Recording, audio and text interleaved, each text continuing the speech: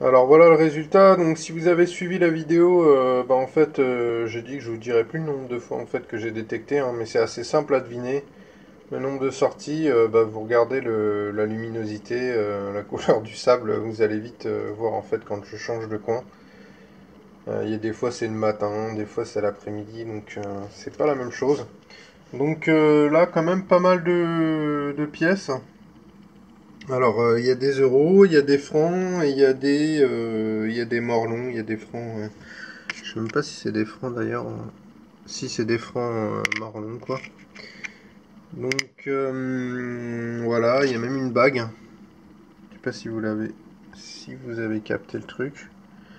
Donc, c'est dans un coin en fait. En plus, quand j'ai sorti, j'étais un peu surpris parce que je vais vous montrer ce que je récupère en général dans ce coin-là.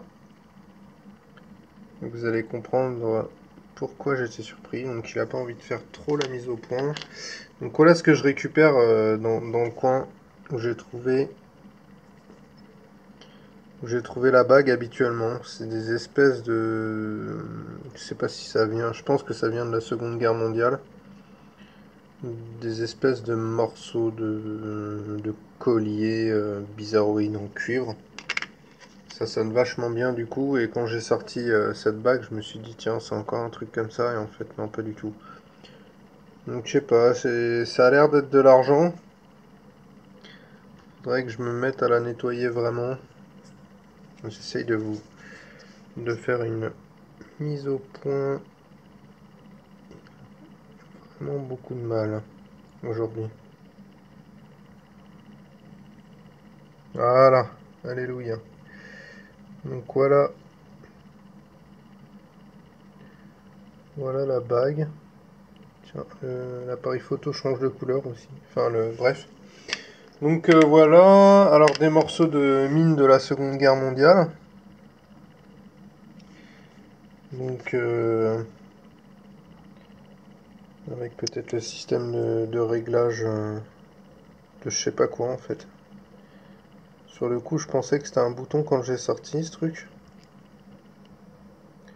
Donc voilà, on voit des inscriptions d'ailleurs là.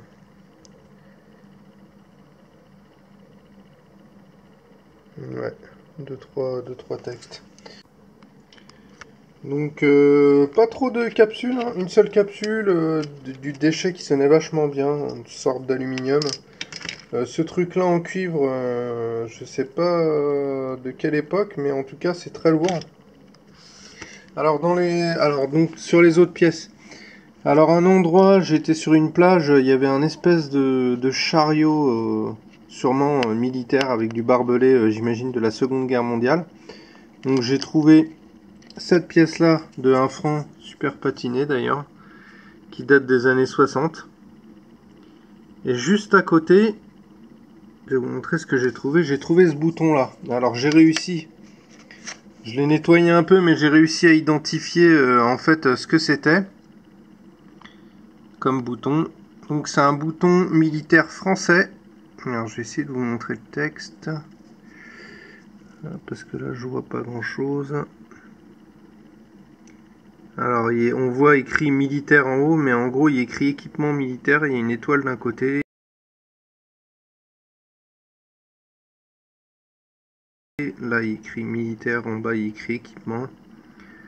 Normalement. Et donc c'est des boutons qui ont commencé à équiper les soldats en 1880 jusqu'en 1950-60. Donc ça peut être en plein dans la Seconde Guerre mondiale ou l'après-guerre. Et vu ce qu'il y avait à côté, voilà quoi, ça c'est une pièce de 5 francs que j'ai sortie, 5 francs semeuses, complètement fracassées, elles sont toujours dans un état pitoyable quand je les sors à la plage. Donc on voit bien là, c'est pas tout pour tour à sauter en fait. Et donc la fameuse boursée mystérieuse, alors elle a l'air d'être un peu, comment dire, un peu oxydée, etc. Mais les autres, elles sont super nickel. Alors je sais pas sur la plage où c'était à Carnac, en sachant qu'il y a énormément de gens qui détectent, que c'était en plein où les gens se mettent sur petit bug avec la caméra.